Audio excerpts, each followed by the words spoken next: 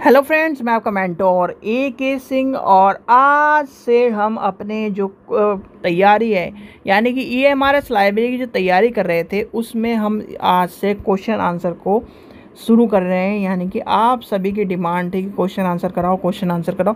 आज से आपके क्वेश्चन आंसर शुरू हो जाएंगे। यानी कि आज से आपके क्वेश्चन आंसर की तैयारी शुरू हो जाएगी और आपका देख लेंगे कि आप भी कितने पानी में हो या फिर आपने कितनी तैयारी करी है जो आपकी तैयारी चल रही है।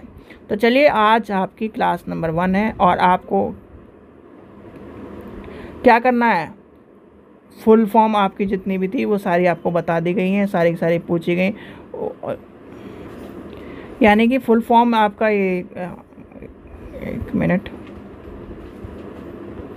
इसमें फुल फॉर्म नहीं, यानी कि ये आपका लाइब्रेरी के यानी कि सारे के सारे। अब लाइब्रेरी की बात आती है तो लाइब्रेरी की आपको ये कहा जा रहा था, मैं आपको पहले भी कहा रहा था कि UGC नेट के जो प्रीवियस ईयर के पेपर हैं वो ज़रूर कर लेना। प्रीवियस ईयर के पेपर, अगर किसी भी बच्चे को प्रीवियस ईयर के पेपर लेने हैं UGC नेट के, या फिर नेट में कोई से भी पेपर लेने हैं, जैसे पॉलिटिकल साइंस है, किसी के पास हिस्ट्री है, एजुकेशन है, हिंदी और इंग्लिश मीडियम में दोनों में है, या फिर UGC नेट इंग्लिश है, हिंदी है, CTET या फिर इस तरह इनमें से कोई सा पेपर लेने, तो आपको सिर्फ और सिर्फ 100 रुपये में मिल जाएंगे।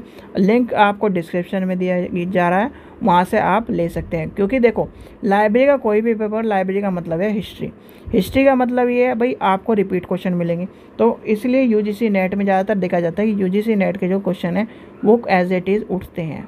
तो इसलिए मैं कह रहा हूँ, आप अगर UGC नेट के पेपर लेना चाहो तो ले सकते हो, आपको लिंक डिस्क्रिप्शन में मिल जाएगा। और कीमत रखी गई 100 रुपये।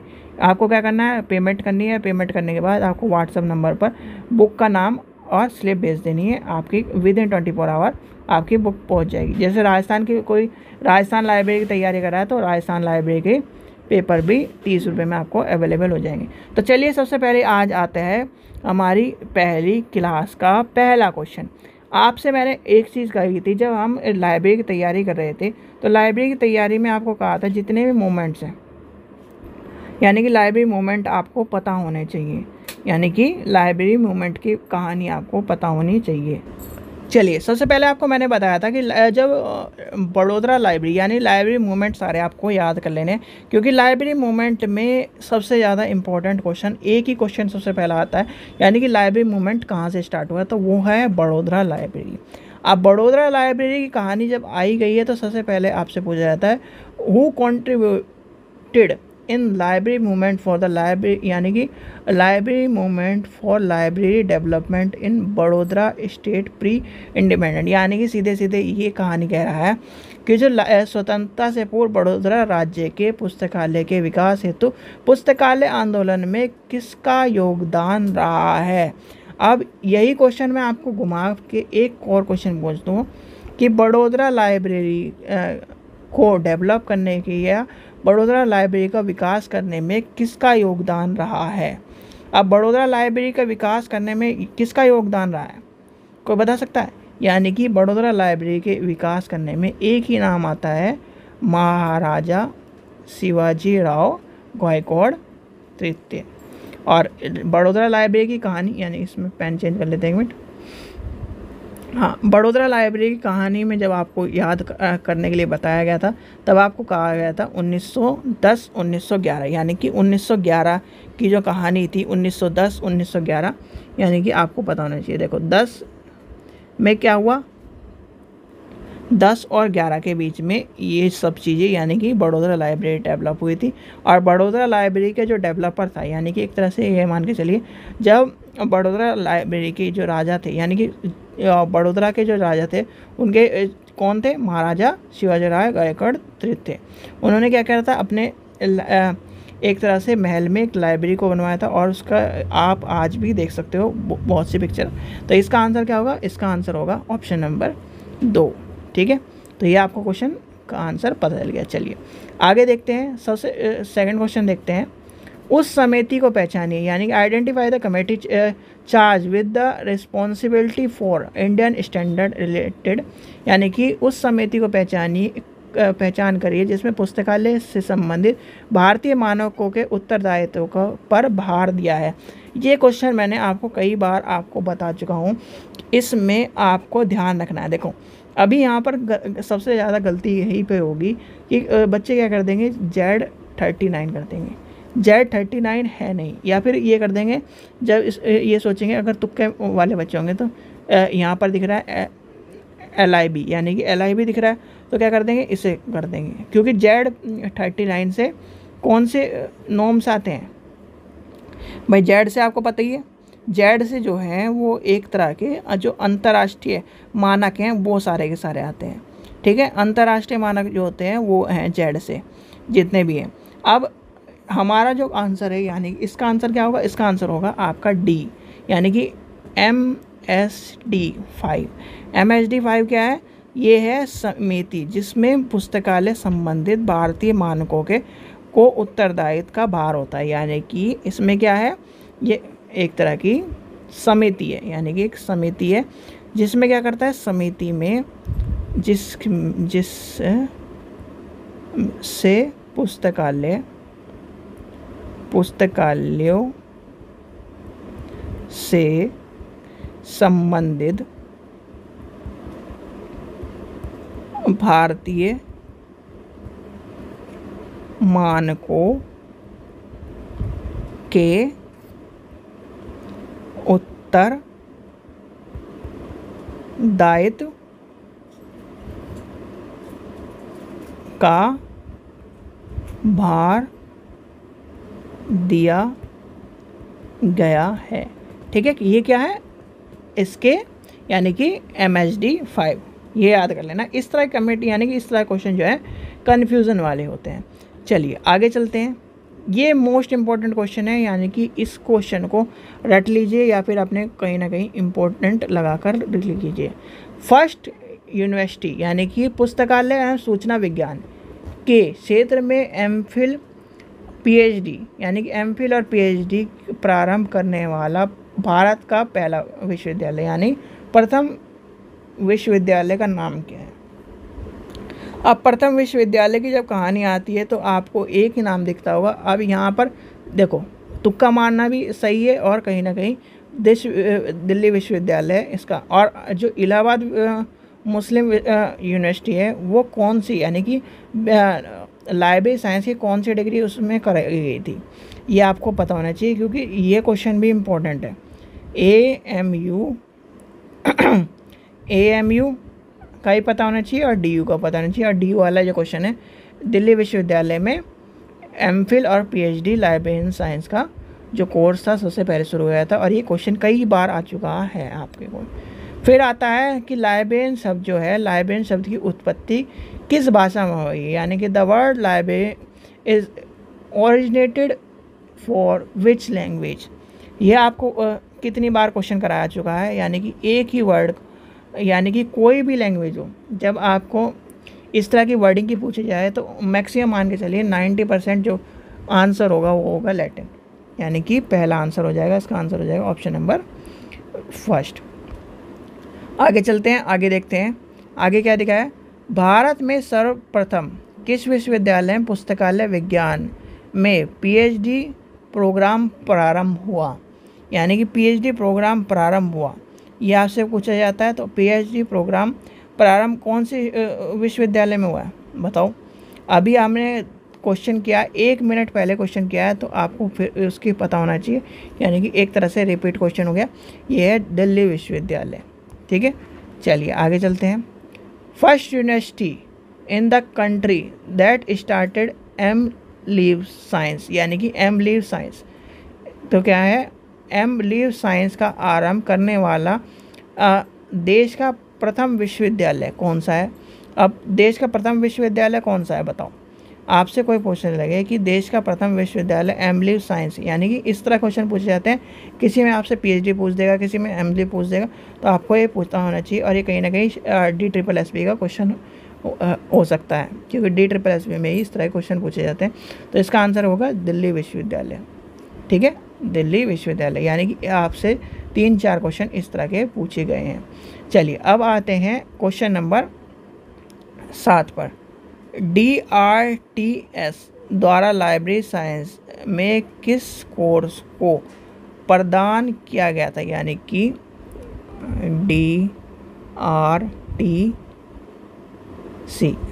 DRTC के द्वारा जो कोर्स था, यानी कि the documentation research and training centre. लिख लीजिए, इसकी फुल फॉर्म भी लिख लीजिए, the documentation research and training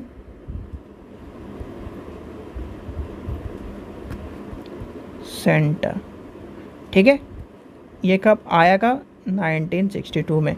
तो इसमें सबसे पहले क्वेश्चन, यानी कि जो कोर्स था लाइब्रेरी साइंस का में किस कोर्स को प्रदान करने की बात कही गई थी, तो वो था मास्टर डिग्री की।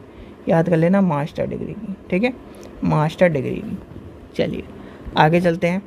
आगे आता है क्वेश्चन नंबर 8, भारत में कब और कहाँ पर पुस्तकालय विज्ञान शिक्षा यानी कि शिक्षा प्रारंभ हुई। अब आपसे क्वेश्चन पूछा जा रहा है तो आपको पता होना चाहिए लाइब्रेरी मूवमेंट की जो शुरुआत है वो किसने करी थी, बड़ोदरा लाइब्रेरी।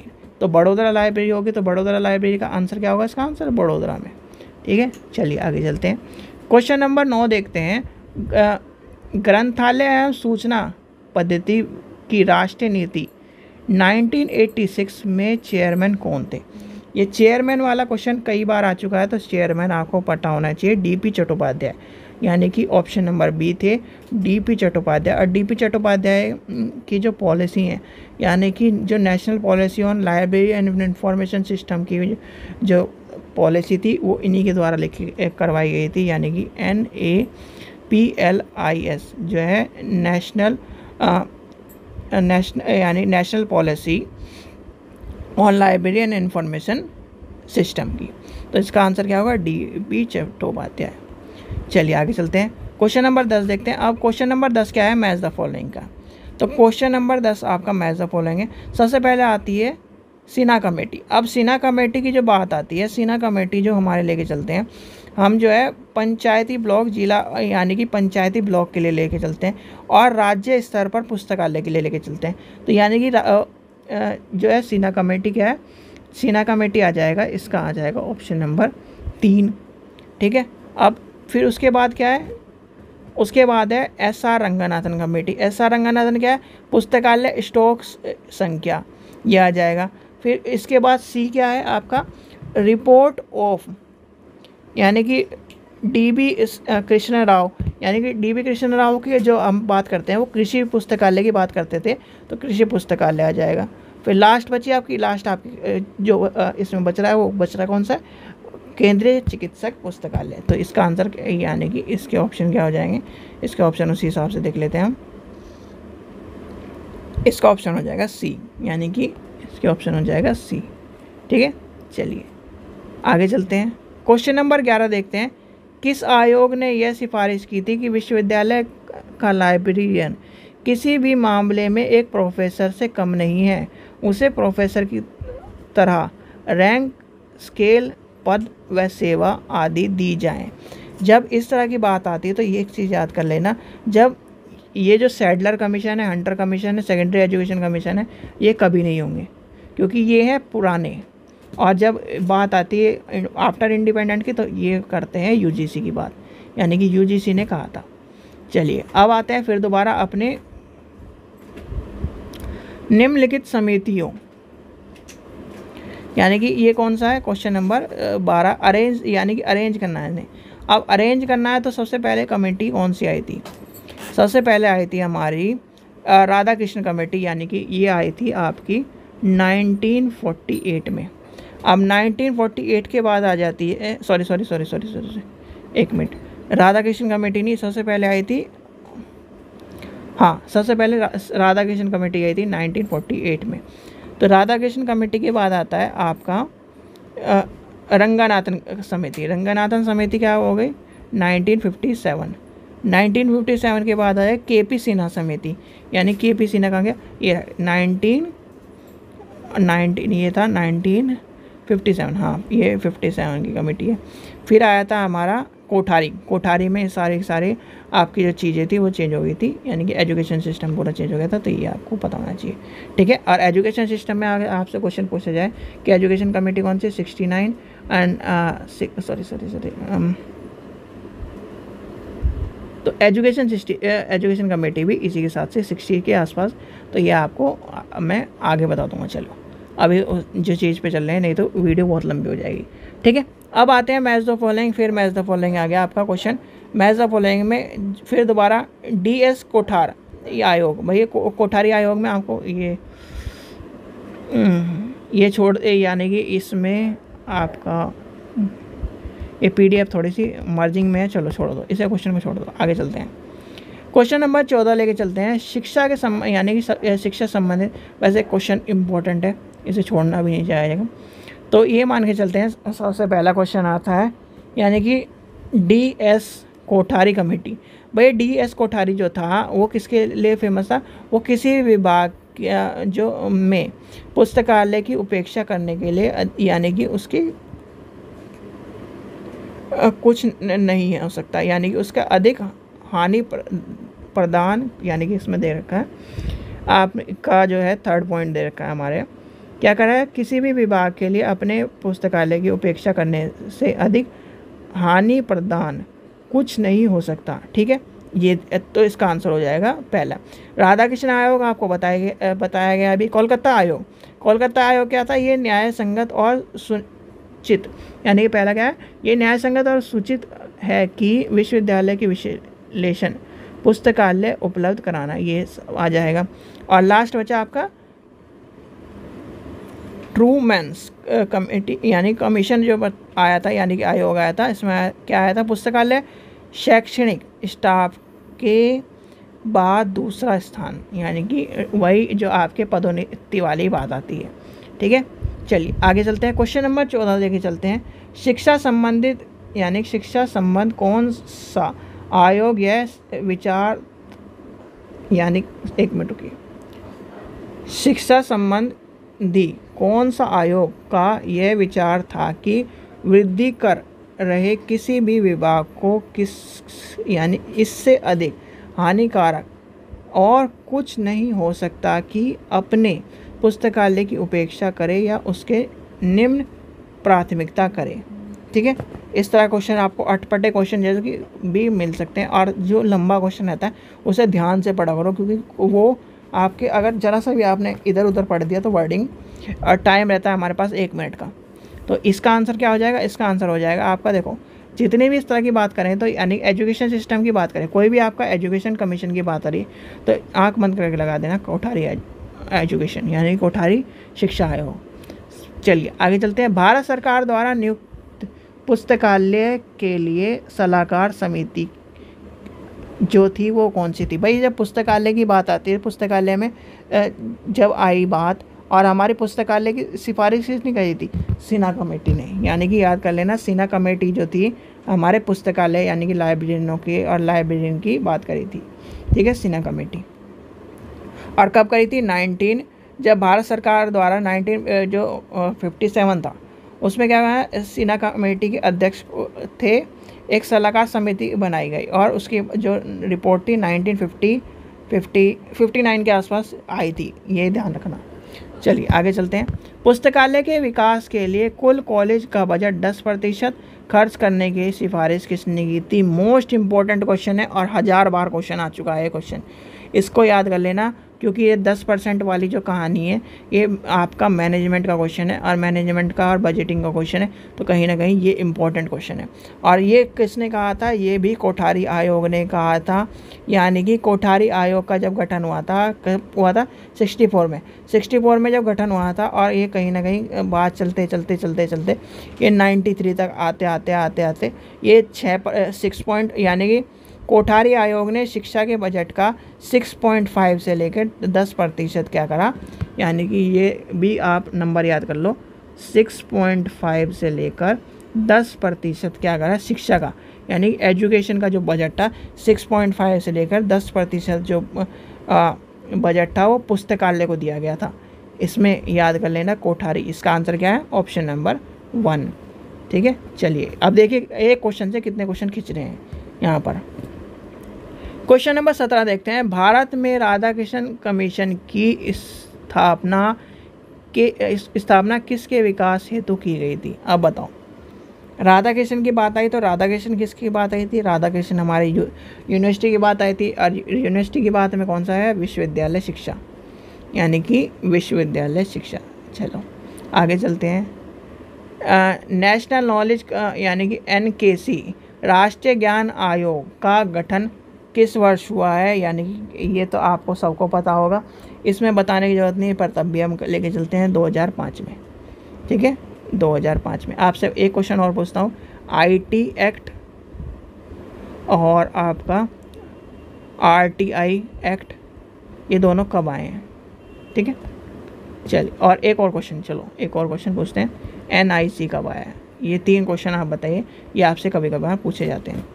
क्वेश्चन नंबर 19 देखते हैं। भारत सरकार द्वारा नियुक्त कौन एडवाइजरी कमेटी फॉर लाइब्रेरी, यानी कि advisory committee for libraries appointed by the government of India was, तो उसके चेयरमैन कौन थे? यानी चेयरमैन पूछा है तो चेयरमैन आपके 19 में जब ये इसकी तरफ बात आती है तो KP सिन्हा, यानी अभी सिन्हा कमेटी की बात कर रहे थे, और सिन्हा कमेटी ने क्या करते? लाइब्रेरियन की बात करी थी, लाइब्रेरी की बात करी थी, तो चेयरमैन यानी कि वो क्या करेगा? कमेटी को बनाएगा। तो याद कर लेना भाई, एक कनेक्ट करके चलो।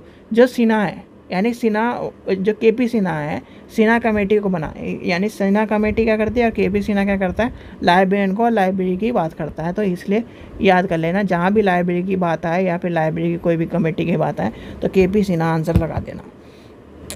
ठीक है, चलिए क्वेश्चन नंबर 19 देखते हैं। National college commission report to national यानी नेशन 2006 और 9 की पुस्तकालय के बारे में निम्नलिखित में कौन से अनुशंसा नहीं है की बात है? भाई जब नहीं है वाले क्वेश्चन आए तो एक मिनट, ये नीचे आ गया। जब नहीं है वाले क्वेश्चन आया तो बिल्कुल ऐसे अंडरलाइन कर लिया करो पहले, क्योंकि नहीं तो ये क्वेश्चन जब हम क्या करते हैं, हम पढ़ते चले जाते हैं और नहीं वाले वर्ड को छोड़ देते हैं और ये क्वेश्चन गलत हो जाए, एक नंबर से हम बच्चे फेल होते हैं। तो इसलिए इस चीज़ का ध्यान रखना। तो इसका आंसर क्या होगा? ऑप्शन नंबर D हो जाएगा, यानी कि सभी पुस्तकालय के लिए जो है यानी कि एक तरह से स्थापना करना। किसकी स्थापना का? कंसोर्टियम। ठीक है, चलिए आगे देखते हैं। Book selection committee is an example, यानी पुस्तकालय चयन समिति निम्नलिखित में किसका उदाहरण है? ये तो आपका क्वेश्चन पढ़ाया हुआ क्वेश्चन है। तो आपको जब बुक सिलेक्शन की बात आती है तो बुक सिलेक्शन किसका होता है? Standard committee. याद कर लेना, स्टैंडर्ड कमेटी। और ये कौन से टॉपिक में है, कौन सी यूनिट में है, ये भी आपको पता होना चाहिए। फिर आता है, चलिए आगे चलते हैं। परामर्शदात्री समिति का गठन कब हुआ था? यानी कि इसका गठन कब हुआ? 22 क्वेश्चन का। और ये मैक्सिमम इस क्वेश्चन में, यानी कि ये मान के चलो ये क्वेश्चन इतना इम्पोर्टेंट नहीं है तो आप इसे छोड़ भी सकते हो। ठीक है, 1979, क्योंकि उत्तराखंड का क्वेश्चन है, क्योंकि उत्तराखंड यानी कि ये उत्तराखंड या फिर MP के क्वेश्चन के आसपास का क्वेश्चन है, तो इसलिए छोड़ दो इसे। चलिए आगे चलते हैं। ग्रेट ब्रिटेन में पेरिस समिति की स्थापना। पेरिस समिति भी इतनी इंपॉर्टेंट नहीं है, क्योंकि पेरिस समिति भी, ये जो क्वेश्चन है ना, ये आपके थोड़े से अटपटे वाले क्वेश्चन है, और ये इसलिए मैं छोड़ने के लिए कह रहा हूँ। ये है एकेडमिक लाइब्रेरी का। अगर पूछा जाए तो याद कर लेना एकेडमिक लाइब्रेरी, क्योंकि देखो ये क्वेश्चन जो है ऊपर वाला तो मैक्सिमम कभी नहीं आएगा हमारे इस तरह के पेपर में।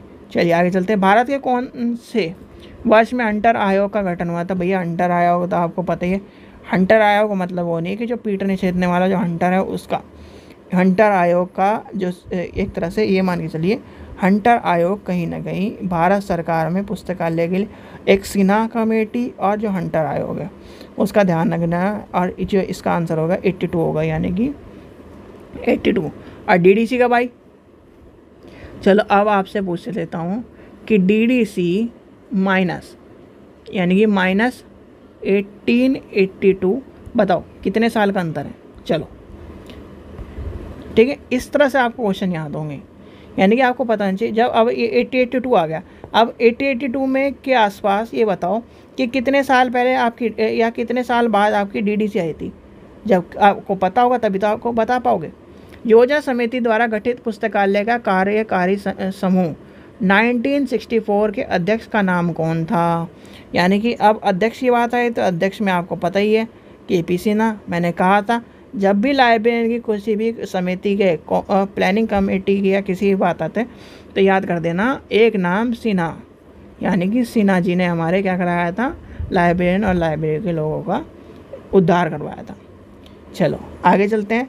भारत सरकार द्वारा पुस्तकालय के लिए नियुक्ति परामर्श समिति को जाना जाता है, तो नियुक्ति परामर्श समिति किसके नाम से जानी जाती है? अभी दोबारा करा है, यानी कि अभी रटा है, अभी हमने दोबारा करा है, फिर क्या कहते हैं, सिन्हा कमेटी। चलिए आगे चलते हैं। अब चलो एक आपसे फौज समिति किसके लिए फेमस है बताओ, कोई बता सकता है? चलो इस आप जो पता हो वो कमेंट सेक्शन में बताना। आगे चलते हैं। क्वेश्चन नंबर 27 देखते हैं। 27 क्या है? 1967 में वाडियो समिति का गठन क्यों किया गया? यानी कि वाई वाज वाडियो कमेटी इन 1971 सेटअप, क्यों यानी कि क्यों बनाया गया या सेटअप किया गया, ये पूछा गया है क्वेश्चन। तो इसका क्या आंसर होगा? यानी कि ये जो थी सारी की सारी लाइब्रेरी में टेक्नोलॉजी लाने का काम किया था। For the new techniques of library trainees, यानी कि पुस्तकालय शिक्षणों की नवीनतम तकनीकी हेतु, यानी कि ऑप्शन नंबर आपका हो जाएगा D। ठीक है, चलिए आगे चलते हैं। आगे क्वेश्चन देखते हैं। क्वेश्चन नंबर 28 देखते हैं। KP सिन्हा समिति की सिफारिश पुस्तकालय से संबंधित है। KP सिन्हा समिति किससे संबंधित है? KP सिन्हा सार्वजनिक से संबंधित, यानी कि सार्वजनिक पुस्तकालय से संबंधित है। सार्वजनिक PUBLI पब्लिक लाइब्रेरी। ठीक है, अब सार्वजनिक ये मत कहते ना सार्वजनिक नहीं पता, मैं हिंदी में पढ़ रहे हो और हिंदी में फिर वही बात आ जाएगी, क्या नाम आजकल के जैसे बच्चे हो रहे हैं ना, जैसे ये मान के चलो हम भी उस लाइन में ही हैं। कोई आपसे पूछने 68 क्या होता है, 68 किसे कहते हैं, या फिर कोई भी नंबर यानी कि मान के चलो 30 तक तो सबको याद है, चाहे वो CBSE हो, चाहे UP बोर्ड हो, चाहे कोई से बोर्ड हो, उसे 1 2 3 4 5 6 इस तरह हिंदी में याद है। अब वही जब ज़्यादा हो जाते हैं कि इसे ये क्या कहते हैं, फिर उसे क्या कहते हैं, 9 8 या फिर इस तरह लिखवाते हैं नंबर। ठीक है, चलो चट्टोपाध्याय समिति की नियुक्ति डैश द्वारा की गई थी। भैया चट्टोपाध्याय समिति की जब नियुक्ति की बात आती है तो क्या कहते हैं, संस्कृति विभाग और भारत सरकार, यानी कि आपका जो लाइब्रेरियन, यानी कि लाइब्रेरी किस में आती है, मिनिस्ट्री ऑफ कल्चर में। याद कर लेना, मिनिस्ट्री ऑफ कल्चर के अंडर है लाइब्रेरी। कभी आप एजुकेशन में ठोक दो या भूल के मत लगा देना एजुकेशन में, क्योंकि सबसे ज़्यादा गलती क्वेश्चन में क्या करते हैं बच्चे कि मिनिस्ट्री ऑफ एजुकेशन कर देते हैं। मिनिस्ट्री ऑफ एजुकेशन नहीं है, मिनिस्ट्री ऑफ कल्चर है। ठीक है, अच्छा चलिए आज का लास्ट क्वेश्चन है हमारा। किस आयोग ने विश्वविद्यालय के कुल बजट का 6.5 अपनी पुस्तकालय के लिए? अब इसका क्वेश्चन मुझे बताने की ज़रूरत नहीं है, यानी कि फिर आपको वही बात आ जाएगी कि 6.5 वाली कहानी कहाँ थी, Radhakrishna committee for higher education, यानी option number B, Radhakrishna committee for higher education की बात आएगी। तो यानी कि 6.5, और ये राधाकृष्ण कमेटी कब आई थी, यानी कि 1948 में, यानी कि 1948 में आई थी। और इसमें क्या कहा था, जो यूनिवर्सिटी थी, यूनिवर्सिटी के बजट में 6.5 कही गई थी, 6.5। और इसमें 6.5 के बाद ये भी ध्यान रखना, महाविद्यालय के लिए 100 रुपये प्रति प्रशिक्षक, यानी प्रति शिक्षक जो है, प्रति शिक्षक जो था, देखो लिख देता हूँ मैं आपका, प्रति शिक्षक 100 रुपये और 40 रुपये एंड 40 रुपये थे विद्यार्थी के लिए, विद्यार्थी। ठीक है, ध्यान रखना सत्र में एक सत्र की बात कही गई है। ये आपको ये वाला क्वेश्चन भी मोस्ट इंपॉर्टेंट है, पूछा जाता है कि 100 रुपये और ये 40 रुपये, और वो 6.5 वाला, ये 6.5 वाला और 6.5 to 10 वाला, ये क्वेश्चन बजटिंग में बहुत इंपॉर्टेंट क्वेश्चन है। ठीक है बच्चों, तो आज आपने क्या करें, यानी कि आज जो बच्चे कह रहे थे क्वेश्चन, आज आपके क्वेश्चन भी शुरू हो चुके हैं। और अब आपको क्या करना है, इन क्वेश्चनों को रटना है। यानी कि क्वेश्चन को जैसे ही मैं, यानी कि आपने वीडियो 10 बार देख ली तो मैं 5 बार में आपको क्वेश्चन आंसर सुनना है, और जब छठी बार होगी तो क्वेश्चन को सुनना, यानी क्वेश्चन देखते ही आपको आंसर खुद बताना है, तब आपको याद होंगे। तो इस तरह से वीडियो को देखो और इस तरह से क्वेश्चनों की तैयारी करो। ठीक है बच्चों, आशा करता हूँ आपको वीडियो पसंद आई। वीडियो पसंद आई तो लाइक करें, चैनल को सब्सक्राइब करें, वीडियो को ज़्यादा से शेयर करें। Thank you.